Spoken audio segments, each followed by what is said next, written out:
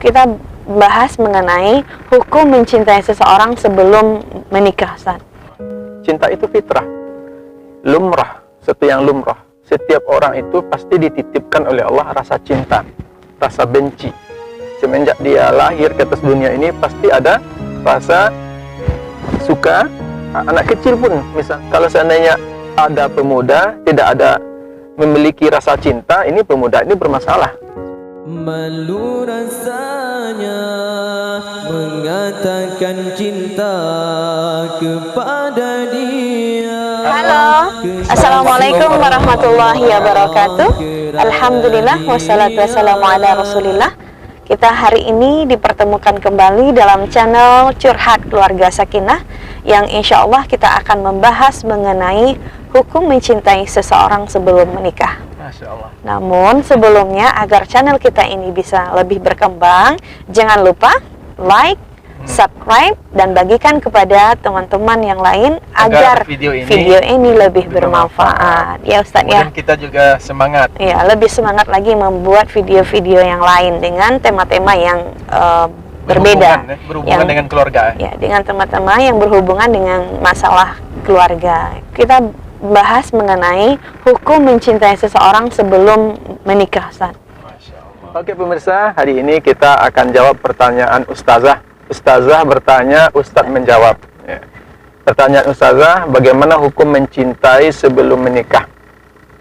Kita mengetahui bahwasannya cinta itu adalah fitrah. Bukankah begitu Ustazah? Cinta itu fitrah, lumrah, sesuatu yang lumrah. Setiap orang itu pasti dititipkan oleh Allah rasa cinta, rasa benci. Semenjak dia lahir ke atas dunia ini pasti ada rasa suka. Anak kecil pun misalnya ketika lahir, ketika dia tidak suka kan dia nangis, Tidak senang. merengek, berteriak.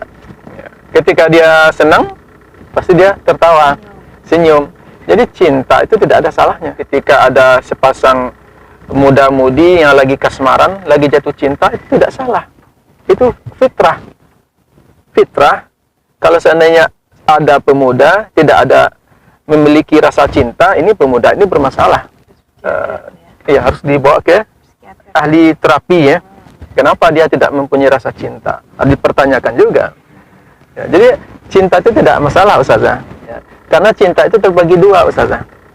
Ada cinta yang afif, ada cinta ghairu afif. Apa itu afif? Iya. Cinta afif itulah cinta yang terpuji. Yang saya bilang tadi fitrah tadi. Yang lumrah tadi.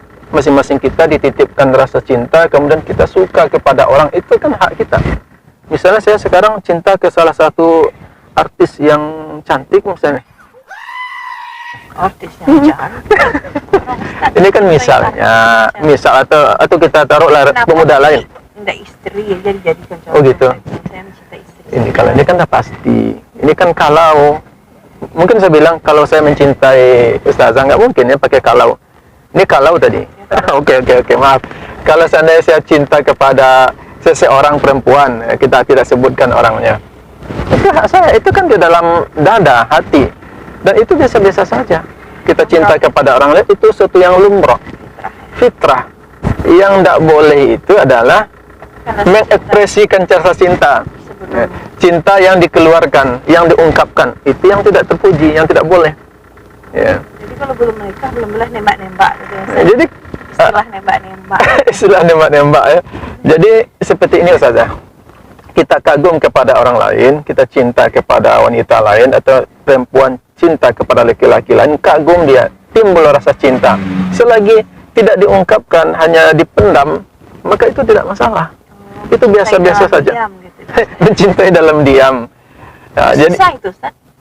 Oh iyalah, ada contohnya seperti Majnun, Laila wa Majnun, Majnun wa Laila ya. Sampai dinding diciumin gitu ya. Pokoknya dia stres lah. Kalau atau kita bahas cinta Majnun ini karena kita membahas masalah cinta yang afif. Ya. Yang afif ya. Jadi Majnun ini cintanya terpuji ini. Ya. Puji, Ustaz. Terpuji karena dia tidak mengekspresikan rasa cintanya, tidak mengungkapkan. Dia hanya dia mencintai diam-diam, kemudian dia tulis puisi sehingga dia bacakan puisi ketika lewat perempuan yang Laila ini, kemudian dibacakan depan orang ramai, sehingga orang-orang menilainya ini Kais namanya Kais. Kais ini udah seperti orang gila. Majnun, ditulisnya puisi sebanyak-banyaknya, kemudian dikirimnya ke Laila. Dia tidak mengekspresikan rasa cintanya. Dikirim itu bukannya mengekspresikan. Maksudnya dia ungkapkan. Kalau dia mengekspresikan seperti ini, dia datang ke perempuan itu, diungkapkan, dipegang tangannya, dicium seperti yang terjadi kepada generasi muda hari ini, dibuatnya jalan-jalan. Itu kan mengekspresikan. Ini dia hanya menulis puisi dengan syair-syair yang indah, dengan bahasa indah, kemudian dibacakan, disebarkan. Seolah-olah dia ini jatuh cinta banget gitu. Tapi tidak dibuktikan dengan perbuatan. tidak diekspresikan dengan perbuatan. Cuma kalau lama-lama seperti ini tidak dibuktikan dengan cinta yang sejati. Cinta yang sejati itu adalah cinta yang dibuktikan dengan menemui orang tua perempuan, kemudian menkhidbahnya. Itu cinta yang sejati. Ya. Bukan cinta diam-diam, kemudian kita pendam atau sehingga membuat sakit. Membuat sakit. Kita, ya. Akhirnya tahu Ustazah gimana cerita Majnun ini. Dia tidak sadar dengan kondisi sekitarnya. Dia hanya berpikir tentang Laila. Karena dia sudah merasakan cinta yang sangat mendalam, dia temui orang tua Laila ini. Dia ingin mewujudkan gitu kan. Ini kan cintanya bagus.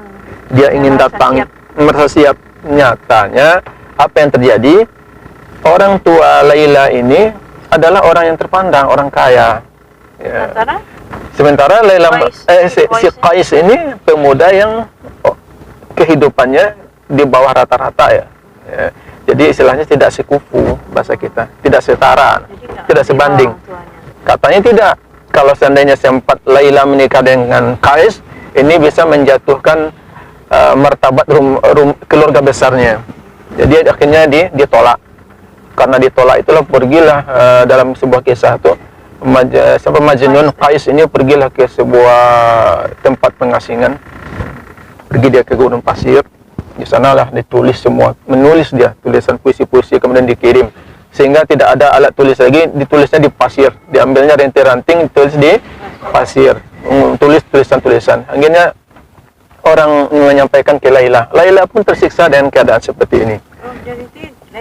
Laila juga merasakan cinta, cuma ya rasa cinta-cinta seperti itu yang dipendam. Tidak berapa lama Laila ini jatuh sakit juga, jatuh sakit, kemudian dia mengurung diri, akhirnya dia meninggal Laila ini. Ketika Kais Majnun ini mendapat berita bahwasanya Laila meninggal, maka dia sangat sedih dan dicarilah kuburnya. Ketika ketemu, kemudian dia tidur di sana, mengungkapkan isi hatinya, dan dia juga meninggal di tempat kuburan si Laila. Akhirnya dia tersiksa sendiri dengan cinta diamnya. Cinta diamnya yang tidak direstui oleh orang tuanya. Jadi dalam riwayat, dalam kisah itu diceritakan bahwasanya kubur mereka berdampingan dan arwah mereka lagi menjalin cinta di alam sana. Gitu. Nah, jadi kita ini kembali lagi pembahasan kita tadi. Karena kita tadi membahas cinta afif dan ghairu afif. Nah, yang kedua ya, yang tadi cinta afif, yang ghairu afif itu adalah kita mencintai perempuan lain, kita mencintai seorang perempuan, kemudian kita ekspresikan. Tidak sabar dia. Kalau ibarat atau bahasa kita ketika di sekolah dulu, cinta itu ibarat kentut, apa namanya? Kalau ditahan bikin sakit perut. Ada juga istilah. Ada juga orang menghilang seperti cinta itu kalau tidak diungkapkan bikin sakit perut katanya. Kalau kentut kalau ditahan-tahan itu kan bikin sakit. Jadi cinta yang tidak terpuji itu ada seperti itu. Dia ekspresikan cintanya, dia buktikan cintanya dengan apa? Ditemui perempuan ini, kemudian setelah ditemui, dibawa jalan-jalan, kemudian ada kesempatan dia pegang tangannya, dicium pipinya, nauzubillah, atau ada yang lebih parah lagi, dia melakukan sesuatu yang sangat dilarang, yang belum dibolehkan oleh agama. Maka cinta ini disebut cinta yang tidak terpuji, ini tidak boleh. Jadi caranya gimana Ustaz? Nih kita nih dah suka nih sama seseorang gitu Ustaz, tapi masanya kita belum boleh untuk mengungkapkan atau mengekspresikan cinta kita kepada dia. Terus gimana caranya Ustaz agar dia itu menjadi jodoh kita nanti? Jadi seorang laki-laki sejati itu dia akan buktikan cintanya. Dia akan menjadi laki-laki yang bertanggung jawab, bukan menjadi laki-laki pengecut. Bukti tanggung jawab. Ya, bukti tanggung jawabnya, bukti dia seorang laki-laki sejati itu adalah dia akan temui orang tua perempuan ini. Dia akan temui keluarga perempuan ini, ayah dan ibunya dan orang yang menjadi walinya. Bukan dia main-main di belakang. Apa yang dilakukan setelah mencintai? Dia khitbah. Dia lamar minta izin. Pak, Ibu, saya suka kepada anak bapak, anak ibu. Maka saya ingin membuktikannya cinta ini dengan ikatan suci. Nah, itu laki-laki sejati. Jadi bukan cinta-cinta saja, tetapi apa setelah cinta itu? Apa setelah cinta? Yaitu nikah. Karena kata Rasulullah, lam ara lil mutahabbaini mislan nikah. Kata Nabi, lam ara lil mutahabbaini mislan nikah. Saya tidak menemui obat bagi dua orang yang lagi kasmaran atau dua sejoli yang lagi jatuh cinta, saling mencintai selain pernikahan. Oh, jadi obatnya memang nikah. Ya, nikah. Tetapi dia masih semester 2 misalnya sudah. Oh, enggak masalah itu. Kalau kita ingin menjadi laki-laki sejati, ingin menjaga diri kita, ingin menjaga keturunan kita, pokoknya ingin menjadi cinta ini berkah, ya. Karena kita kan cinta. Menjaga hati harus dibuktikan dengan pernikahan. Karena tidak ada obat, kata Nabi, lam ara lil mutahabbaini, tidak ada obat, tidak ada solusi bagi dua orang yang saling mencintai, lagi dua orang yang kasmaran selain pernikahan. Tidak ada obatnya. Obatnya hanya nikah. Ya, jadi dengan nikah maka cinta yang ada di dalam hati tadi itu menjadi berkah. Seperti Ustazah. Jadi ibadah. Jadi berkah, jadi ibadah. Jadi kalau hanya dipendam-pendam kayak siapa tadi? Majnun. Kayak Majnun tadi, kayak Qais tadi, nah, ini juga tidak boleh. Menyiksa diri. Kalau kita sudah jatuh cinta, temui orang tuanya, temui walinya, ungkapkan kepadanya. Pak, Ibu, saya jatuh hati kepada anak ibu. Anak ibu begitu cantiknya. Anak ibu begitu apa? Membuat saya tertarik. Anak ibu begitu menawannya. Tidak ada perempuan saya lihat di sini secantik anak ibu. Maka saya tertarik untuk menikahi, untuk menjadikan dia sebagai pendamping hidup saya. Kalau seperti ini baru disebut dengan laki-laki sejati dan cinta sejati. Bahkan nggak main-main. Bahkan ada seorang ulama terdahulu, ada yang disebut, kalau nggak salah namanya Shaddad bin Aus.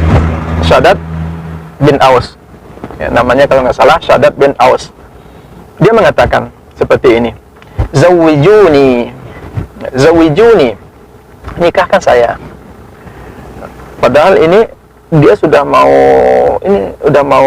akhir-akhir hayatnya, matanya sudah mulai kabur, kemudian tenaga sudah lemah, tapi dia mengatakan kepada udah mulai tua. Kalau matanya udah mulai nggak sabur, ya, nggak kabur, berarti kan menunjukkan dia sudah tua. Tetapi begitu motivasinya untuk menikah. Zawijuni, ya, nikahkan aku katanya. Karena Rasulullah SAW berwasiat kepada aku. Apa nasihatnya? La alqallah a'zab. Nasihat Rasulullah kepadanya adalah, saya nanti tidak bisa bertemu Allah dalam keadaan membujang. Saya tidak bisa bertemu Allah nanti dalam keadaan membujang. Makanya dia pengen menikah cepat. Kemudian ada satu lagi, ini cerita Ustazah, kisah. Ada orang mengatakan, laula yabqa minad dunya illa yaumun wahid. Kalau seandainya tidak ada tersiksa di dunia ini satu hari kecuali satu hari saja, maka saya ingin menggunakan satu hari itu untuk menikah, untuk mempunyai istri. Begitu motivasi orang dulu untuk menikah. Lalu sekarang kenapa kita ini generasi muda ini yang sudah punya pasangan, yang telah mempunyai pasangan, yang sudah melirik, merasa cinta, ya. Sudah merasa cinta, yang sudah ketemu lah di depan matanya, mungkin sudah menjalin hubungan sebulan, 2 bulan, 3 bulan, mungkin ada 1 tahun, mungkin sudah 1 tahun atau 2 tahun menjalin hubungan. Loh, Sementara dia sudah bisa untuk menikah. ya sudah bisa untuk menikah. Jadi pertanyaannya, Apa ini? kenapa masih ditahan-tahan? Kenapa masih menunggu-nunggu? Apa yang lagi yang ditunggu? Ya, cuma gini, ada takdir itu yang cepat, ada yang lambat. Jodoh itu ada yang cepat, ada yang Itu menikah lambat. itu takdir atau memang bisa diusahain? Diusahain. Ya, diusahain. Kita kemarin ya Ustaz. Iya. Memang harus ikhtiar gitu Ustaz. Jadi gimana Ustazah? Sudah selesai nih cerita kita? Jadi berarti hukum mencintai sebelum menikah itu boleh Ustaz ya? Boleh. Ada yang afif gitu ya. Ada gairu afif. Yang terpuji, ada yang gairu afif. Nah, kalau bisa, kalau kita belum sanggup untuk menikah, kita pakai yang afif ini ya Ustaz ya. Maksudnya kita harus mencintai dia dalam diam tuh yang afifnya itu, yang sampai jangan sampai menyiksa gitu. Jangan sampai membuat kita gila gitu. Iya, kita hanya pendam aja, diam aja dalam diri kita sambil berdoa. Jadi teman-teman yang sudah mempunyai pasangan, yang sudah menjalani hubungan sebulan, 2 bulan, 3 bulan, cepat nikah. Bagaimana ininya nanti pasti Allah akan memberikan kemudahan.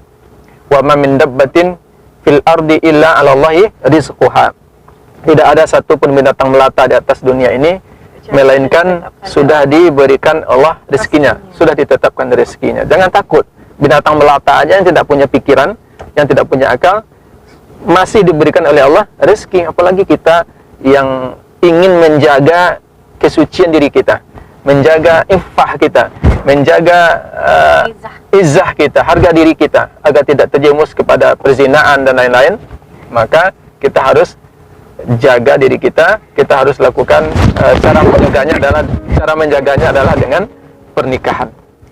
Oke sahabat semuanya, sampai di sini dulu video kita kali ini. Ustazah bertanya, Ustadz menjawab dalam channel Curhat Keluarga Sakinah.